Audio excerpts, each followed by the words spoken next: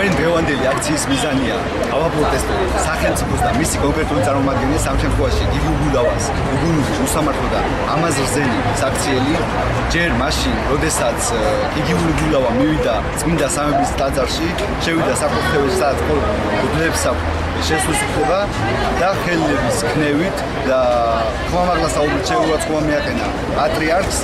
ამის შემდეგ იგულავა ამასაც არ დაჯერდა და წმინდა სინოდის წევრს მეუფე სერაფიმეს შეურაცხყოფა მიაყენა მან ის დაადანაშაულა ჯოჯოხოთის გზის არჩევაში მე მინდა უთხრა იგულავას რომ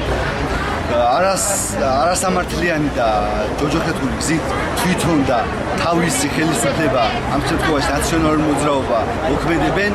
გიგი გულავა თავის მოვალეობას ამ შემთხვევაში გასცდა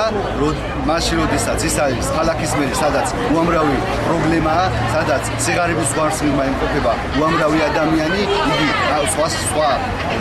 საპატრიარქო შეურაცხყოფით არის დაკავებული ჩვენ მოვიტყოთ რომ გიგი გულავა ყურადღება მიაქციოს იმ პრობლემებს